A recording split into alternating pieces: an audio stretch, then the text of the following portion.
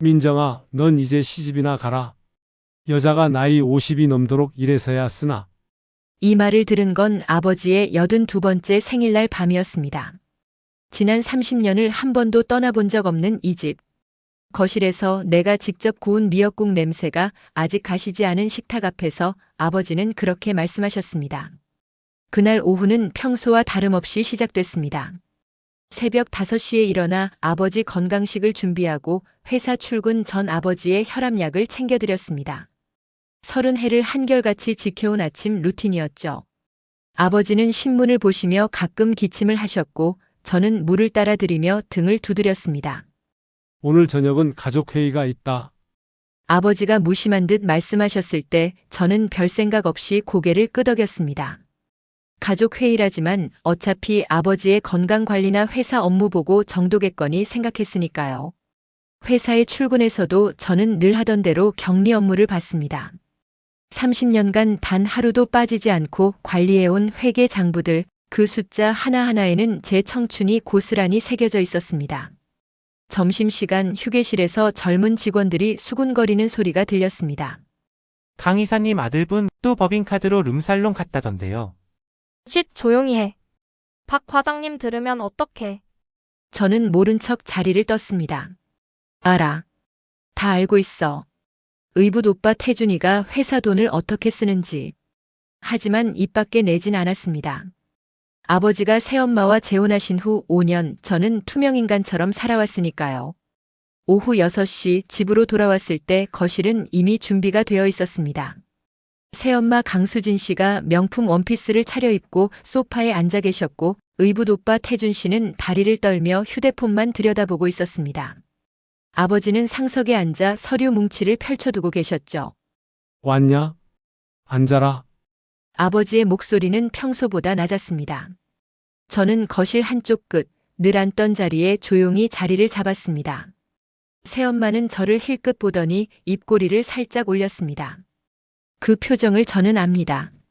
무언가 일이 터지기 직전 그분이 항상 짓는 미소였으니까요. 오늘 너희들을 모은 건 중요한 이야기가 있어서다.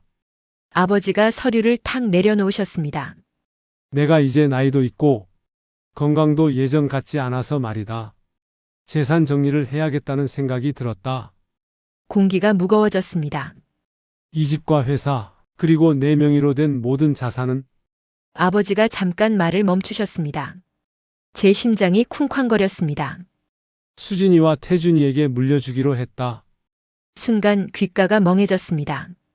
여보, 정말 그렇게 하시는 거예요? 새엄마의 목소리는 꿀처럼 달았습니다. 하지만 저는 그 목소리 밑에 깔린 승리의 쾌감을 놓치지 않았습니다.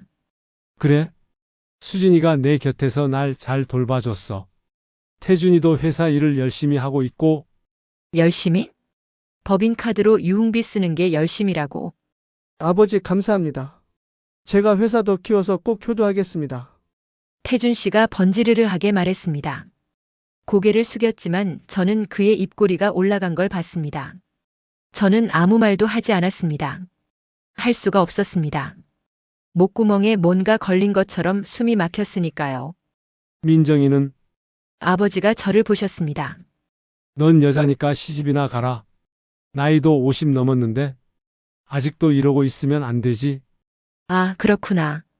30년이 이렇게 가볍구나. 28배 약혼자까지 있었지만 어머니 돌아가신 후 아버지 곁을 지키겠다고 파혼했던 그 결심이. 결혼도 연애도 제 인생도 모두 뒤로 미루고 오직 아버지와 회사만 바라보며 살았던 그 세월이 고작 시집이나 가라는 말 한마디로 정리되는구나. 아버지, 민정 누나는 원래 독하잖아요. 혼자서도 잘 살 거예요. 태준 씨가 웃으며 덧붙였습니다. 맞아요. 우리 민정 씨는 워낙 독립적이시니까. 오히려 홀가분하실 거예요. 새엄마의 목소리엔 가시가 돋쳐 있었습니다. 독립적? 그게 칭찬인 줄 아세요? 30년간 이 집안 경제를 떠받쳐온 제게 던지는 말이 그거예요? 저는 천천히 일어섰습니다. 민정아, 어디 가냐?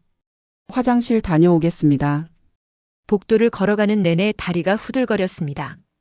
화장실 거울 앞에 선 제 얼굴은 창백했습니다. 58년을 살아오며 처음 보는 표정이었죠. 배신당한 사람의 얼굴. 찬물로 얼굴을 씻었습니다. 하지만 가슴속 불덩이는 꺼지지 않았습니다. 아, 이제 알겠어. 저 사람들이 원하는 건 내가 사라지는 거구나. 그날 밤 모두가 잠든 후 저는 제 방 옷장 깊숙한 곳에서 낡은 나무 상자를 꺼냈습니다. 어머니의 유품 상자. 30년 전 어머니가 돌아가시기 직전 제 손에 쥐어주셨던 것들이 그대로 담겨 있었습니다. 상자를 여는 순간 희미한 장미 향기가 올라왔습니다. 어머니가 생전에 즐겨 쓰시던 향수 냄새였죠. 안에는 낡은 도장 하나가 있었습니다. 박민정. 어머니의 이름이 새겨진 도장. 그리고 그 밑에는 봉투 하나가 있었습니다. 봉투 겉면에는 어머니의 흘려 쓴 글씨가 남아 있었죠. 민정아, 내가 이걸 열 때쯤이면 아마 많이 힘들 거야. 하지만 엄마를 믿어. 이건 엄마가 너에게 주는 마지막 선물이란다. 손이 떨렸습니다. 봉투를 열자 오래된 서류가 나왔습니다. 주식 지분 증서 마이너스 박민정 명의 20%. 회사 지분이었습니다. 어머니가 돌아가시기 전 몰래 제 명의로 이전해 두셨던 것이었죠. 그 순간 모든 게 명확해졌습니다. 아버지는 모르실 겁니다. 제가 이 회사의 5분의 1을 소유하고 있다는 사실을. 그리고 저는 알고 있습니다. 새엄마가 어떤 사람인지, 태준 씨가 회사 돈을 어떻게 빼돌리는지. 30년간 격리로 일하며 저는 모든 걸 기록해왔으니까요. 저는 책상 서랍을 열고 또 다른 파일 박스를 꺼냈습니다. 증거자료. 라고 적힌 박스 안에는 지난 5년간 모아둔 것들이 가득했습니다. 새엄마의 과거 이혼 기록을 추적한 사설 탐정 보고서. 태준 씨가 법인카드로 결제한 영수증 사본들. 회사 자금이 이상하게 빠져나간 회계 장부 복사본들. 그리고 아버지 몰래 녹음한 대화 파일들. 저는 천천히 파일들을 펼쳤습니다. 이제야 때가 온 거야. 30년을 참고 기다렸어. 이제는 내 차례야. 창밖으로 차가운 겨울바람이 불어왔습니다. 하지만 제 가슴속은 뜨거웠습니다. 어머니의 도장을 손에 쥐고 저는 작게 중얼거렸습니다. 엄마, 이제 시작할게요. 민정아, 이거 봐. 강수진 두 번째 남편한테 사기 혐의로 고소당한 기록이 있어. 고모의 목소리가 카페 구석 테이블 너머로 낮게 깔렸습니다. 그날은 아버지의 선언이 있은 지 사흘째 되는 날이었습니다. 저는 회사에 연차를 내고 고모를 만났습니다. 7순이 넘은 고모는 독서용 안경을 고쳤으며 태블릿 화면을 제게 밀어줬죠. 화면 속에는 새엄마의 과거가 낱낱이 펼쳐져 있었습니다. 첫 번째 남편 이혼 사유 배우자의 재산 은닉. 두 번째 남편 결혼 3년 만에 사망 후 보험금 수령, 유족들의 의혹 제기. 세 번째 남편 사기 혐의 고소 후 합의. 이 여자 전문가야. 고모가 쓴웃음을 지으며 말했습니다. 근데 민정아, 오빠는 이런 거 하나도 모르시겠지? 당연하죠. 알면서 결혼하셨겠어요? 차가운 아메리카노를 한 모금 마셨습니다. 쓴맛이 목구멍을 타고 내려갔습니다. 이미 알고 있었어요, 고모. 저 여자가 평범한 사람이 아니란 걸. 처음 만났을 때부터 느꼈던 그 섬뜩한 계산적인 시선을. 하지만 증거가 필요했습니다. 아버지를 설득할 수 있는, 법정에서 통할 수 있는 명확한 증거가. 민정아, 그래서 이제 어쩔 거니? 오빠한테 이거 보여드릴 거야? 고모의 물음에 저는 천천히 고개를 저었습니다. 아직이요. 아버지는 지금 저 여자 말이라면 뭐든 믿으시니까요. 더 확실한 게 필요해요. 더 확실한 게 뭔데? 현재 진행형인 범죄요. 그날 오후 저는 오래된 지인을 찾아갔습니다. 서울 서초동 작지만 아름아름 소문난 법률사무소. 이경민 변호사는 제 대학 동기였습니다. 25세 마지막으로 만났으니 33년 만에 재회였죠. 박민정, 세상에 진짜 내가 맞아. 경민이는 반색하며 저를 맞았습니다. 그의 모습은 대학 시절의 수수한 모습과는 사뭇 달랐습니다. 오랜만이야, 경민아. 오랜만은 무슨. 30년이 넘었는데. 그새 연락 한 번 없더니 무슨 일이야. 사무실에 앉아 차를 받아들며 저는 조용히 말문을 열었습니다. 법률 자문이 필요해서. 경민이의 표정이 진지해졌습니다. 저는 준비해간 서류 뭉치를 펼쳤습니다. 어머니가 남긴 회사 지분 증서, 아버지의 재산 분배 선언, 녹음 파일, 그리고 새엄마와 태준 씨의 의심스러운 거래 내역들. 경민이는 서류를 꼼꼼히 살펴보더니 휘파람을 불었습니다. 이거 꽤 심각한데? 내 어머니가 20% 지분을 남겼다는 건 알고 있었어. 어제 알았어. 30년 만에. 그럼 지금 상황은 내 아버지가 자기 지분만 처분하려는 거고 법적으로는 문제없어. 근데 이태준이라는 사람의 법인카드 사용 내역? 이건 명백한 업무상 횡령이야. 이걸로 뭘 할 수 있을까? 일단 회사 주주로서 내가 장부 열람권을 행사할 수 있어.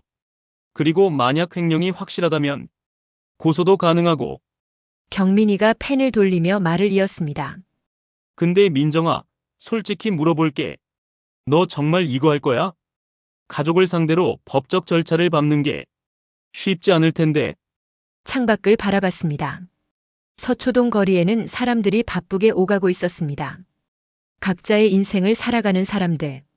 저도 이제 제 인생을 살고 싶었습니다. 해야 해. 30년을 참았어. 이제는 더 이상 물러날 곳이 없어. 경민이가 제 손을 꽉 잡았습니다. 알았어. 내가 도와줄게. 우리 대학 때처럼 같이 해보자. 회사로 돌아온 건 오후 4시였습니다. 평소보다 늦은 시간이었지만 누구도 제게 묻지 않았습니다.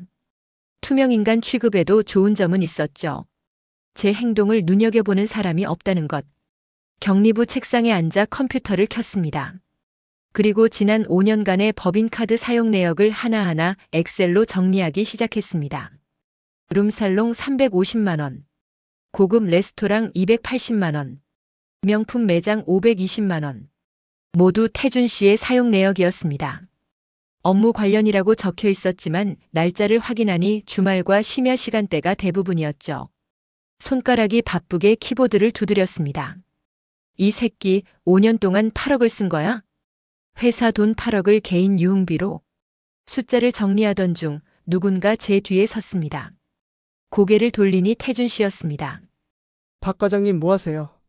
목소리는 부드러웠지만 눈빛은 차가웠습니다. 회계 정리요. 이사님, 아, 그래요? 요즘 부쩍 열심히 하시네. 혹시 다른 회사로 이직 준비하시는 건 아니고?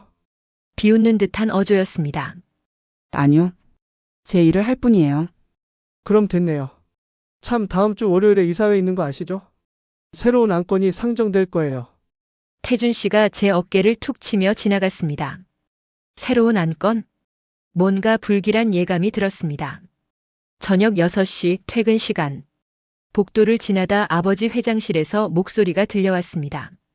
문이 살짝 열려 있었죠. 발걸음을 멈췄습니다.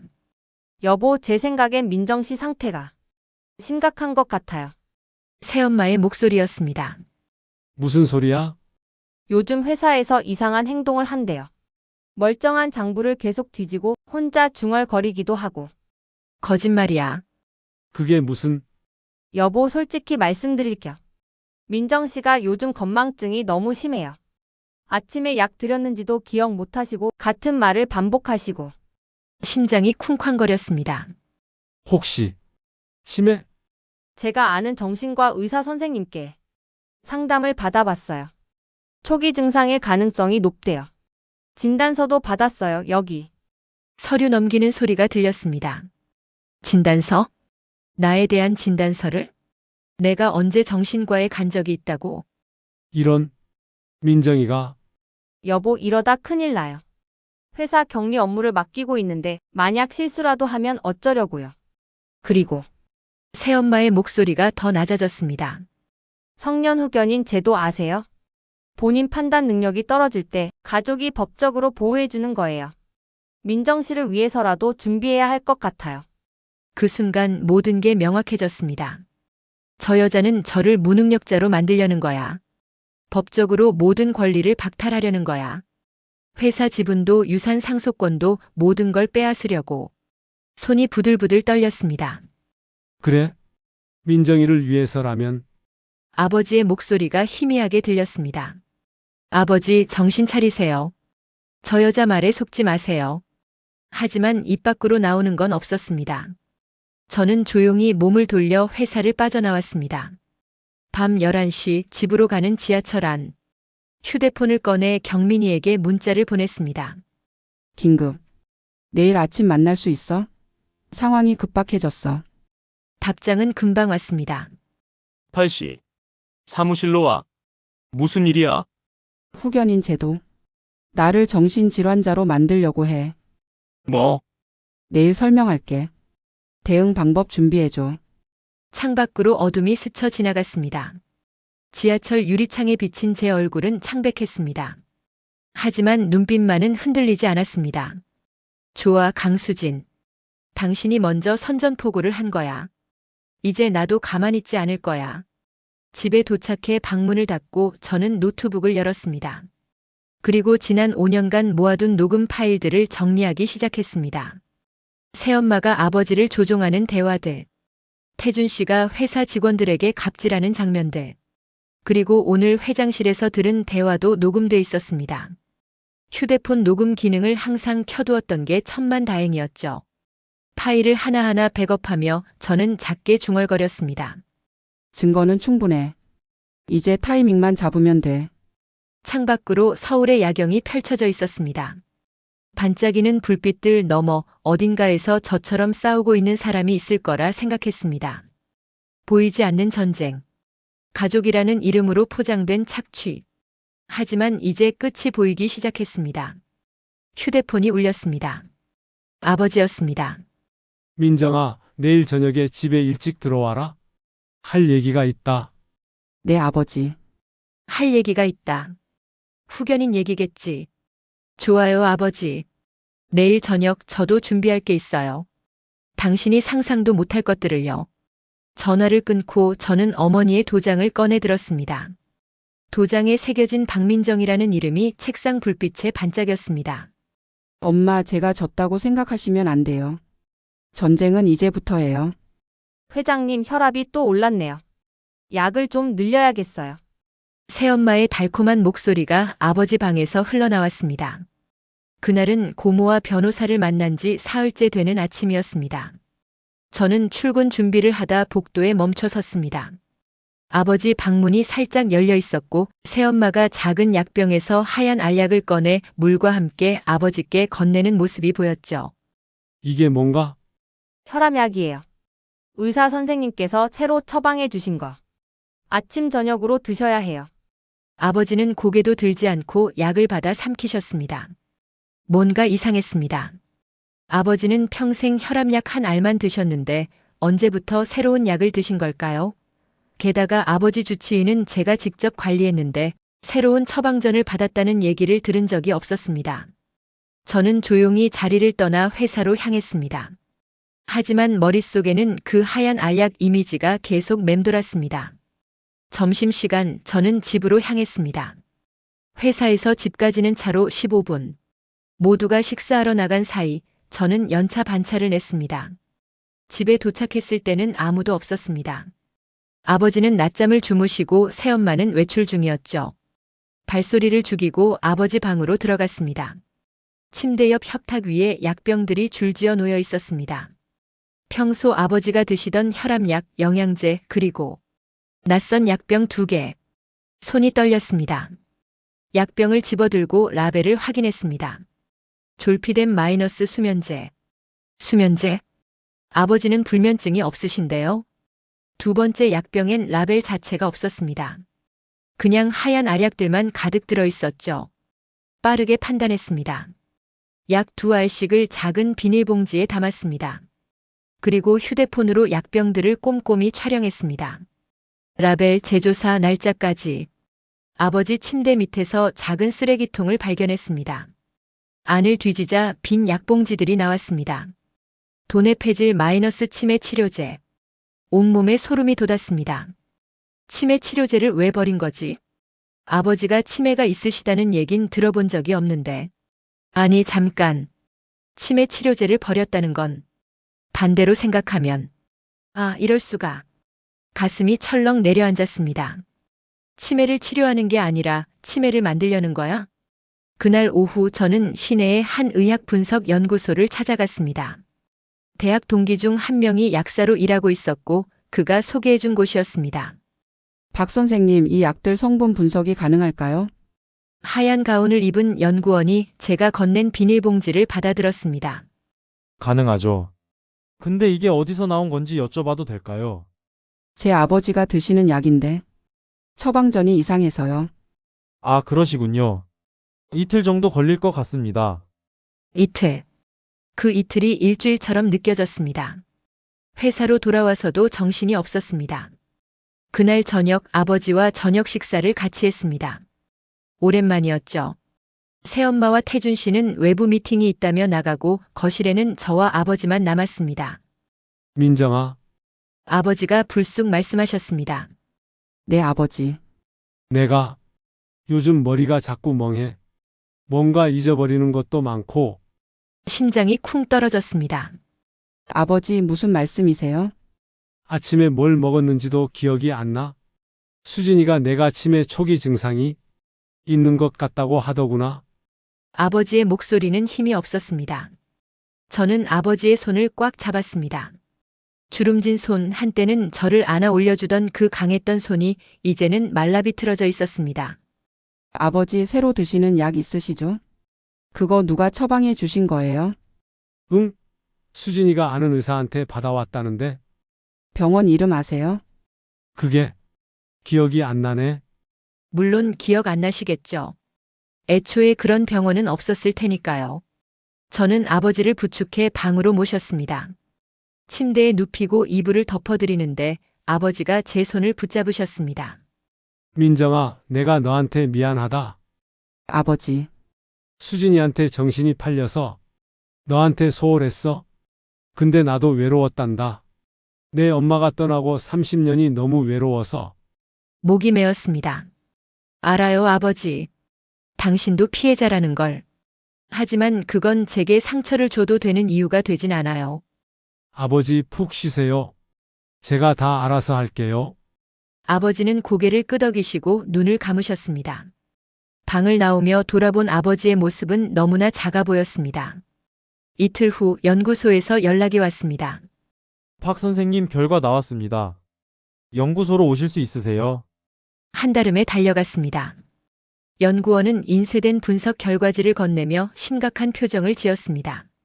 이거 정말 환자분이 드시는 약이 맞습니까? 네, 맞는데요. 왜 그러세요? 첫 번째 약은 졸피뎀이 맞습니다. 수면제죠. 근데 용량이 일반 처방량의 2배입니다. 2배요? 네. 그리고 두 번째 약. 연구원이 잠시 망설이더니 조심스럽게 말을 이었습니다. 이건 스코폴라민이라는 성분이 검출됐습니다. 그게 뭔데요? 일명 진실의 혈청이라고도 불리는 약물인데 기억력 감퇴 혼란 인지 기능 저하를 일으킵니다. 장기 복용 시 치매와 유사한 증상을 유발하죠. 세상이 멈췄습니다. 그게 합법적인 약인가요? 의료용으로는 아주 제한적으로만 쓰입니다. 일반인이 구하기는 거의 불가능하고 불법 루트로 구매했을 가능성이 높습니다. 손에 든 결과지가 바들바들 떨렸습니다. 이 미친년이 아버지를 치매 환자로 만들려고 한 거야. 법적으로 무능력자로 만들어서 모든 재산을 독차지하려고. 선생님, 이 분석 결과 법적 효력이 있나요? 당연하죠. 공인기관 인증까지 받았습니다. 필요하시면 추가 서류도 발급해 드릴 수 있어요. 네, 부탁드립니다. 가능한 모든 서류 다 준비해 주세요. 그날 밤 저는 경민 변호사에게 전화를 걸었습니다. 경미나 증거 확보했어. 약물 투여. 뭐? 새엄마가 아버지한테 치매 유발 약물을 먹이고 있었어. 분석 결과 나왔어. 전화기 너머로 숨 쉬는 소리가 들렸습니다. 민정아, 이건 살인 미수에 가까운데 당장 고소해야 해. 아직이야. 더 큰 게 있을 것 같아. 조금만 더 기다려줘. 더 큰 게 뭔데? 유 원장. 분명히 위조한 게 있을 거야. 그 순간 예감이 왔습니다. 다음 날 고모에게서 전화가 왔습니다. 민정아, 나 지금 내 아버지 골프 동호회 사람 만나고 있어. 고모 갑자기 왜요? 이 사람이 공증 사무소에서 일한대. 그런데 말이야. 고모의 목소리가 낮아졌습니다. 석 달 전에 내 아버지 명의로 유 원장이 공증됐대. 근데 그날 내 아버지는 병원에 입원해 계셨잖아. 피가 거꾸로 솟았습니다. 고모 지금 어디세요? 제가 갈게요. 강남역 근처 카페. 빨리 와. 30분 후 저는 고모와 그 공증 사무소 직원을 만났습니다. 60대 중반쯤 돼 보이는 남자는 조심스럽게 말문을 열었습니다. 솔직히 말씀드리면 그날 뭔가 이상했어요.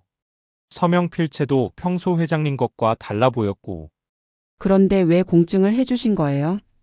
그 부인분이 강하게 밀어붙이셨어요. 남편이 편찮아서 데리러 왔다면서 위임장도 있다고. 근데 나중에 생각해보니 그 위임장도 이상했어요. 사본 구할 수 있나요? 남자는 주변을 두리번거리더니 가방에서 USB를 꺼냈습니다. 이거 불법이긴 한데 제 양심상 그냥 넘어갈 수가 없더라고요. 회장님은 좋은 분이셨거든요. USB를 받아드는 제 손이 떨렸습니다. 집에 돌아와 컴퓨터에 USB를 꽂았습니다. 파일이 열렸습니다. 유언 공증서. 내용을 읽는 순간 머리가 새하얘졌습니다. 본인 박철수는 본 유언장을 통해 다음과 같이 재산을 분배한다. 주택 및 부동산 전체 배우자 강수진에게, 회사 지분 80% 의부사들 강태준에게, 현금 및 예금 배우자 강수진에게, 친딸 박민정에게는 어떠한 재산도 상속하지 않음. 마지막 문장을 읽는 순간 눈물이 흘러내렸습니다. 어떠한 재산도 상속하지 않음. 30년의 세월이, 모든 희생이 이 한 문장으로 지워지는구나. 하지만 눈물을 닦고 정신을 차렸습니다. 아니, 이건 위조야. 아버지 필체도 아니고 그날 아버지는 병원에 계셨어. 증거는 충분해. 저는 파일을 출력하고 약물 분석 결과지와 함께 투명 파일에 넣었습니다. 그리고 경민 변호사에게 전화를 걸었습니다. 경민아, 내일 아침 사무실로 갈게. 준비 끝났어. 뭘 찾았어? 위조 유언장, 약물 투여 증거, 횡령 내역, 전과 기록, 모든 거. 전화기 너머로 경민의 날카로운 숨소리가 들렸습니다. 민정아, 이제 진짜 전쟁이다. 준비됐어? 창밖을 바라봤습니다. 서울의 밤하늘에는 별이 하나도 보이지 않았습니다. 빛 공해 때문이었죠. 하지만 제 가슴 속에는 불이 타오르고 있었습니다. 준비됐어. 이제 더 기다릴 수 없어. 어머니의 도장을 손에 꽉 쥐었습니다. 이제 끝장을 볼 시간이야. 긴급 주주총회를 소집합니다. 제 목소리가 회의실에 울려 퍼졌습니다. 그날은 새엄마가 후견인 신청서를 법원에 제출하기로 한 바로 그날 아침이었습니다. 하지만 저는 한 발 앞서 움직였습니다. 회의실에는 회사 이사진 5명, 감사 2명, 그리고 아버지가 앉아 계셨습니다. 새엄마와 태준 씨는 제 맞은편에서 당황한 표정을 감추지 못했죠. 박 과장 무슨 짓이야? 주주총회는 사전 공지가 필요한데. 태준 씨가 버럭 소리를 질렀습니다. 저는 서류 뭉치를 테이블에 내려놓으며 차분하게 대답했습니다. 저는 박 과장이 아니라 이 회사 20% 지분을 보유한 주주 박민정입니다. 회사법 제363조에 따라 소수주주도 중대한 사안 발생 시 긴급 총회를 소집할 수 있습니다. 뭐? 20%? 회의실이 술렁였습니다. 아버지의 눈이 커졌습니다. 민정아, 그게 무슨 소리냐? 저는 준비해온 지분 증서를 프로젝터에 띄웠습니다. 어머니께서 돌아가시기 전 제 명의로 이전하신 지분입니다. 30년간 잊고 지냈습니다만 이제 주주로서 권리를 행사하겠습니다. 새엄마의 얼굴이 하얗게 질렸습니다. 여보, 이게 대체. 조용히 하십시오, 강수진 씨. 제 목소리는 날카로웠습니다. 오늘 이 자리는 이 회사에서 벌어진 범죄 행위를 고발하기 위한 자리입니다. 회의실 분위기가 얼어붙었습니다. 저는 첫 번째 파일을 열었습니다.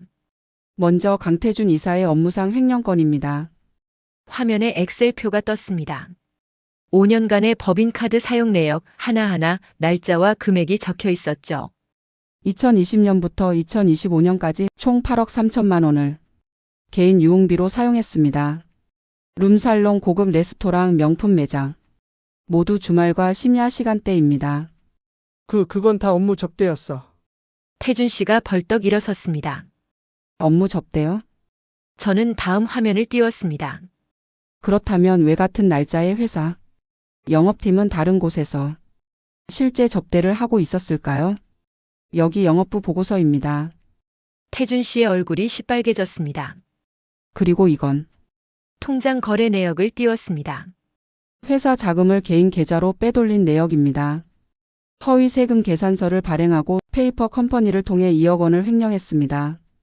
이건 조작이야. 누가 믿겠어? 경찰이 믿을 겁니다. 제 뒤에 서 있던 경민 변호사가 한 걸음 앞으로 나왔습니다. 저는 박민정 씨의 법률 대리인 이경민 변호사입니다. 모든 증거는 공인회계사의 검증을 거쳤고 오늘 오후 2시에 검찰에 고소장을 제출할 예정입니다. 태준 씨가 주저앉았습니다. 하지만 저는 멈추지 않았습니다. 두 번째는 더 심각합니다. 새엄마를 똑바로 쳐다봤습니다. 강수진 씨, 당신은 제 아버지를 독살하려 했습니다. 뭐라고? 아버지가 벌떡 일어나셨습니다. 저는 약물 분석 결과지를 화면에 띄웠습니다. 이것은 공인의학연구소의 약물 성분 분석 결과입니다. 아버지께서 드시던 약에서 스코폴라민이라는 성분이 검출됐습니다. 그게 뭔데? 이사 중 한 명이 물었습니다. 치매 유사 증상을 유발하는 약물입니다. 장기 복용 시 기억력 감퇴, 인지 기능 저하를 일으킵니다. 게다가 수면제를 정상 용량의 2배로 복용시켰습니다. 회의실에서 숨 쉬는 소리마저 들렸습니다. 목적은 명확합니다. 아버지를 법적 무능력자로 만들어 재산을 독차지하는 것. 거짓말. 내가 언제 그런 약을. 새엄마가 비명처럼 소리쳤습니다. 저는 휴대폰을 꺼내 녹음 파일을 재생했습니다. 새엄마의 목소리가 회의실에 울려 퍼졌습니다. 여보, 제 생각엔 민정 씨 상태가 심각한 것 같아요. 요즘 회사에서 이상한 행동을 한대요. 혼자 중얼거리기도 하고. 성년 후견인 제도 아세요? 아버지의 얼굴이 창백해졌습니다. 수진아, 이게 대체? 여보, 저 건 오해예요. 민정 씨를 위해서. 저를 위해서요? 저는 차갑게 웃었습니다. 제가 치매 환자가 되면 회사 지분도 상속권도 모두 박탈당합니다. 그게 당신의 계획이었죠. 새엄마는 더 이상 변명하지 못했습니다. 그리고 마지막입니다. 저는 USB를 꺼내 들었습니다. 석 달 전 아버지 명의로 유언장이 공증됐습니다. 그게 뭐가 문제야? 태준 씨가 끼어들었습니다. 문제는 화면에 유언장 사본이 떴습니다. 그날 아버지는 병원에 입원해 계셨다는 겁니다. 여기 입원 기록이 있습니다. 병원 진료 기록을 띄웠습니다. 날짜가 정확히 일치했죠. 그리고 이것은 필적 감정 결과입니다. 공증된 유언장의 서명은 아버지 것이 아닙니다. 누군가 위조한 겁니다. 그건 대리인이 간 거야. 위임장이 있었어. 새엄마가 소리쳤습니다. 위임장도 위조입니다. 경민 변호사가 서류를 내밀었습니다. 게다가 강수진 씨, 당신은 전과가 있습니다. 결혼 사기 2건, 보험금 사기 1건, 두 번째 남편 사망 시 유족들이 당신을 의심했던 기록도 있습니다. 회의실이 아수라장이 됐습니다. 새엄마는 의자를 붙잡고 주저앉았고 태준 씨는 문 쪽으로 도망치려 했지만 경민 변호사가 불러둔 경찰이 입구를 막았습니다. 강수진 씨, 강태준 씨. 두 분은 업무상 횡령, 사문서 위조, 약물 투여 혐의로 현행범 체포합니다. 경찰이 수갑을 채웠습니다. 민정아, 미안해. 한 번만 봐줘.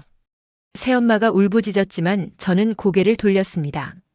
저는 강수진 씨를 모릅니다. 다만 제 아버지를 독살하려 한 범죄자를 알 뿐입니다. 회의실이 조용해졌습니다. 아버지는 상석에 앉아 고개를 숙이고 계셨습니다. 어깨가 떨리고 있었습니다. 아버지, 제가 다가갔습니다. 민정아, 내가 뭘 한 거냐? 아버지의 목소리는 갈라져 있었습니다. 너를 의심하고 저 여자들 말만 믿고 내 엄마가 남긴 지분도 몰랐고 내가 정말 아버지, 저는 아버지의 손을 잡았습니다. 차갑고 떨리는 손이었습니다. 이제라도 정신 차리셨으니 다행입니다. 미안하다, 민정아. 정말 미안하다.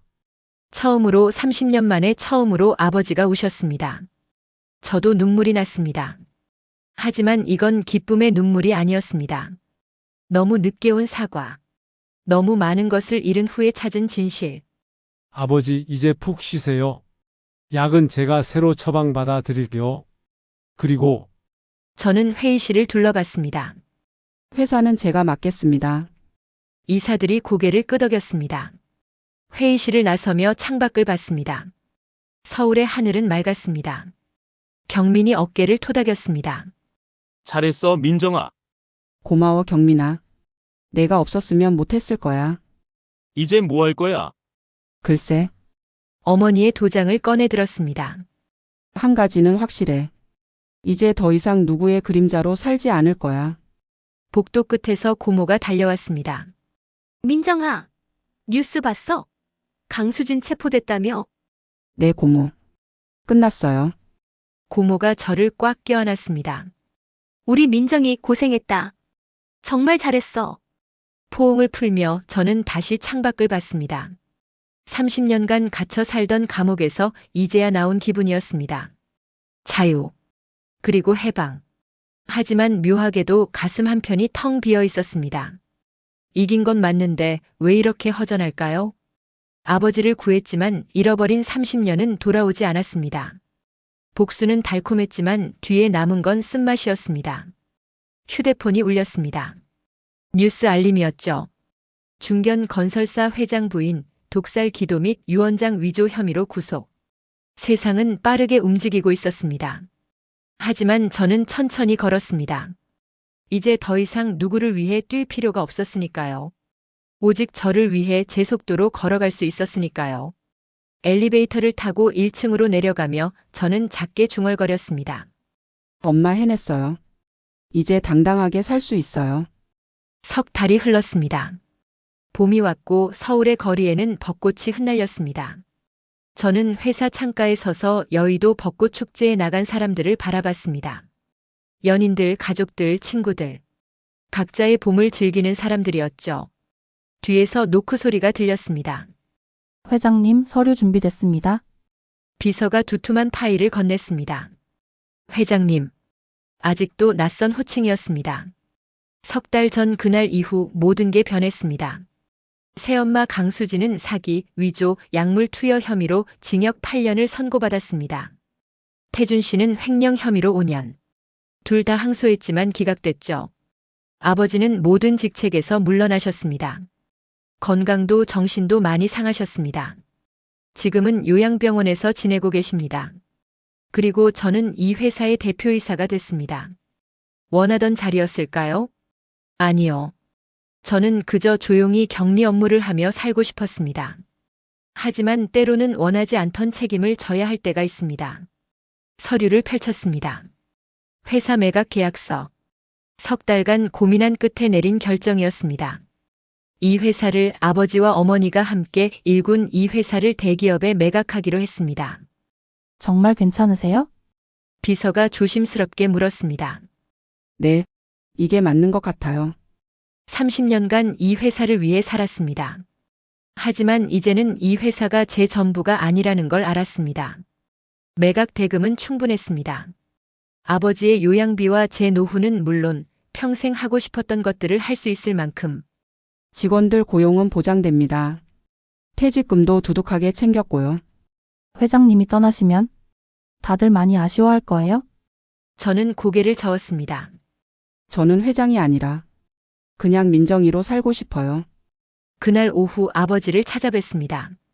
강남의 한 요양병원. 아버지는 정원이 보이는 방에 계셨습니다. 아버지, 오, 민정이 왔구나. 아버지는 많이 야위셨지만 눈빛은 전보다 맑았습니다. 그 이상한 약들을 끊은 후 치매 증상도 사라졌습니다. 아버지 말씀드릴 게 있어요. 창가에 앉아 회사 매각건을 설명했습니다. 아버지는 한참 동안 아무 말씀이 없으시다가 천천히 고개를 끄덕이셨습니다. 그래? 내가 알아서 해라. 넌 똑똑한 아이니까. 똑똑한 아이. 어린 시절 들었던 칭찬이었습니다. 오랜만에 듣는 그 말에 눈시울이 뜨거워졌습니다. 민정아, 내 아버지, 나는 정말 형편없는 아버지였다. 아버지, 수진이한테 넘어가서 내 딸을 의심하고 30년을 희생한 너를 버리려 했어. 나 같은 늙은이는 감옥에 가는 게 맞았을 거야. 아버지의 손이 떨렸습니다. 아버지도 피해자였어요. 아니야. 내가 약해서 그런 거야. 외로움을 핑계로, 내 엄마에 대한 그리움을 핑계로 나는 도망친 거야. 처음 듣는 고백이었습니다. 아버지께서 외로우셨다는 거 이해해요. 하지만 말을 멈췄습니다.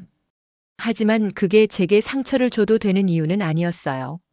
그 말을 입 밖에 낼까 고민했지만 하지 않았습니다. 이미 아버지는 충분히 벌을 받으셨으니까요.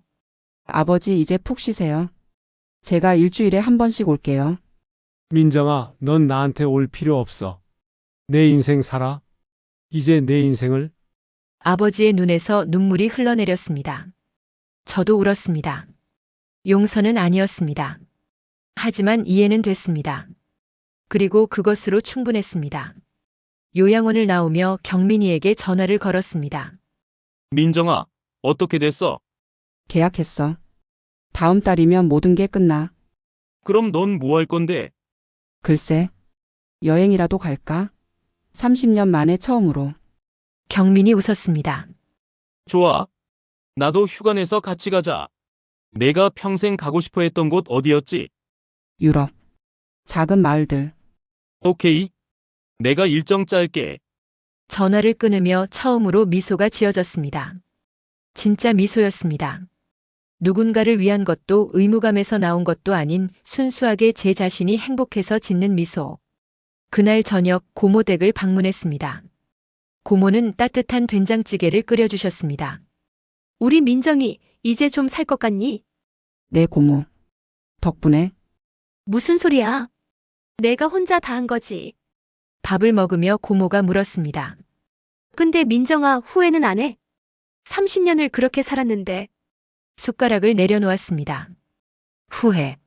그렇죠. 후회가 없을 리 없었습니다. 후회돼요. 왜 진작 깨닫지 못했을까? 왜 그렇게 오래 참았을까? 그래도 넌 해냈잖아. 마지막엔 네, 늦었지만. 그래도 해냈어요. 고모가 제 손을 꽉 잡으셨습니다. 민정아 늦은 게 아니야. 58이면 아직 30년은 더 살 수 있어. 이제부터 시작이야. 그 말이 위로가 됐습니다. 30년을 잃었지만 30년이 남았습니다. 그리고 이제 그 30년은 온전히 제 것이었습니다.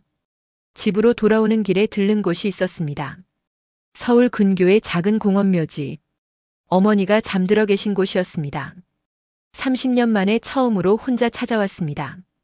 그동안은 늘 아버지와 함께였죠. 묘비 앞에 앉아 꽃을 놓았습니다. 박민정 지음. 어머니의 이름이 새겨진 비석. 저와 같은 이름이었습니다. 엄마, 목소리가 떨렸습니다. 다 끝났어요. 엄마가 남기신 것들로 저 지켰어요. 바람이 불었습니다. 근데 말이에요, 엄마. 이기긴 했는데. 눈물이 흘러내렸습니다. 왜 이렇게 허전한 거예요? 30년을 참고 기다렸는데 막상 끝나니까. 뭔가 텅 빈 것 같아요. 대답은 없었습니다. 당연했죠. 하지만 저는 계속 말했습니다. 복수는 달콤하다고들 하잖아요. 근데 전 쓴맛만 나요. 아버지 보면 불쌍하고 그 사람들 감옥 갔다는 뉴스 봐도 그냥 공허해요. 벚꽃잎이 바람에 날려 묘비 위에 내려앉았습니다. 엄마 제가 잘못한 걸까요? 그냥 다 놔두고 떠났어야 했을까요? 그때 어디선가 어머니의 목소리가 들리는 것 같았습니다. 민정아, 넌 잘못한 게 없어. 내가 너를 지킨 거야. 환청이었을까요? 아니면 바람 소리였을까요? 하지만 그 순간 뭔가가 풀렸습니다. 가슴속에 꽁꽁 묶여있던 매듭이 조금씩 풀리는 느낌이었습니다. 엄마 저 이제 제 인생 살 거예요. 늦었지만 이제라도. 어머니의 도장을 꺼내 묘비 옆에 놓았습니다. 이거 엄마 곁에 둘게요. 이제 더 이상 필요 없을 것 같아서. 오래된 도장은 이끼 낀 돌 위에 놓였습니다. 할 일을 다 했다는 의미였습니다. 공원 묘지를 나오며 하늘을 봤습니다. 석양이 지고 있었습니다. 붉은 하늘 아래 저는 천천히 걸었습니다. 휴대폰이 울렸습니다. 경민이었습니다. 민정아, 유럽 일정 짰어. 프랑스 작은 마을부터 시작해서 이탈리아, 스위스. 한 달 코스야. 한 달? 응. 너 이제 백수잖아. 시간 많지? 웃음이 났습니다. 그러게. 처음으로 시간이 많네. 그럼 출발일 잡을게. 다음 달 15일 어때? 좋아. 그날로 하자. 전화를 끊고 저는 발걸음을 멈췄습니다. 서울 거리의 불빛들이 하나둘씩 켜지고 있었습니다. 30년을 이 도시에서 살았지만 이렇게 편안하게 거리를 걷는 건 처음이었습니다. 어깨가 가벼웠습니다. 누군가를 책임져야 한다는 짐도 누군가를 돌봐야 한다는 의무감도 모두 내려놓았습니다. 이제는 오직 저 자신만 책임지면 됐습니다. 그게 이렇게 가볍고 자유로운 기분일 줄은 몰랐습니다. 집에 돌아와 거울을 봤습니다. 58년을 살아온 얼굴. 주름이 있었고 백발도 보였습니다. 하지만 처음으로 이 얼굴이 나쁘지 않다고 생각했습니다. 이 주름 하나하나가 제가 견뎌낸 시간의 증거였으니까요. 서랍을 열고 오래된 사진 한 장을 꺼냈습니다. 28살의 저.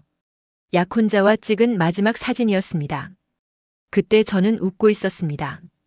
미래를 기대하는 밝은 얼굴이었죠. 그리고 그 미래를 포기했습니다. 아버지를 위해서. 하지만 이제 알았습니다. 희생은 미덕이 아니라는 것을. 사랑한다는 이유로 자신을 지우는 건 사랑이 아니라는 것을. 진짜 사랑은 경계선이 있다는 것을. 사진을 천천히 찢었습니다. 그리고 쓰레기통에 버렸습니다. 과거와의 작별이었습니다. 창문을 열었습니다. 봄바람이 방 안으로 들어왔습니다.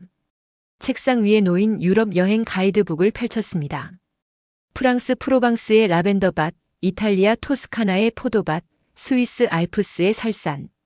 평생 가고 싶었지만 한 번도 가보지 못한 곳들이었습니다.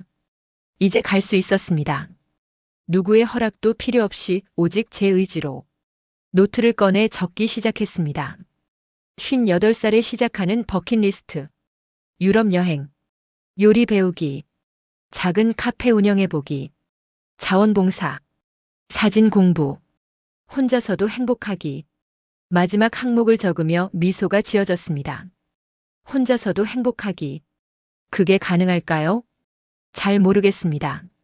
하지만 해볼 만한 가치는 있을 것 같았습니다.